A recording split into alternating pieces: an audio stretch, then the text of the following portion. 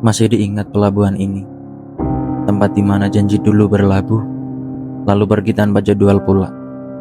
Bangku-bangku kayu masih basah oleh garam, namun yang ditunggu tak pernah lagi terlihat di cakrawala. Setiap senja, ombak datang membawa suara yang sama, harap. Dan setiap senja pula, harap itu dipatahkan dengan cara yang rapi, tanpa teriakan, tanpa pamit, hanya jarak yang semakin menjauh. Apakah laut pernah memberi alasan mengapa kapal yang dijanjikan tak lagi kembali? Atau memang pelabuhan ini hanya tempat singgah, bukan tujuan? Dulu, pelabuhan ini ramai. Percakapan terasa hangat, seolah jangkar sudah diturunkan dan perjalanan panjang telah usai. Namun siapa sangka, kapal bisa berangkat lagi saat pelabuhan belum siap ditinggalkan.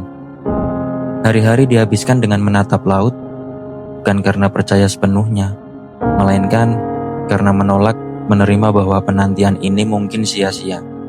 Bukankah menunggu adalah bentuk setia yang paling sunyi?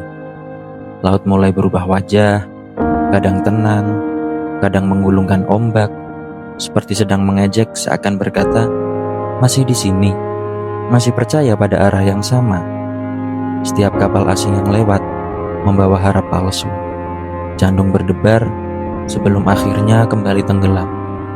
Rasa ini bukan lagi rindu, melainkan luka yang terus diperbarui setiap kali berharap. Pelabuhan ini lelah, tali-tali tambat mulai rapuh, tiang-tiang penanda arah tak lagi tegak. Berapa lama sebuah tempat harus berdiri sendiri, menunggu sesuatu yang sudah memilih arah lain? Apakah kepergian selalu berarti salah? Atau memang ada hati yang tidak pernah berniat menetap? Pertanyaan-pertanyaan itu mengapung di permukaan air, tanpa satu pun jawaban yang mau menepi. Suatu sore, kesadaran datang bersama surutnya air.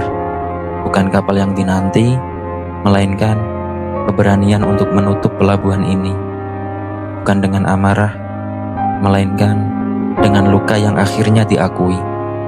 Pelabuhan ini tidak runtuh karena badai, melainkan karena terlalu lama berharap pada kapal yang lupa jalan pulang.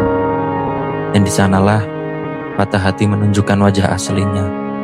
Bukan teriakan, melainkan kelelahan yang menyerah. Hari ini, pelabuhan ini masih berdiri, namun tidak lagi menunggu. Bukan karena laut berhenti memanggil, melainkan karena akhirnya disadari tempat yang tepat tak perlu memohon untuk dipilih.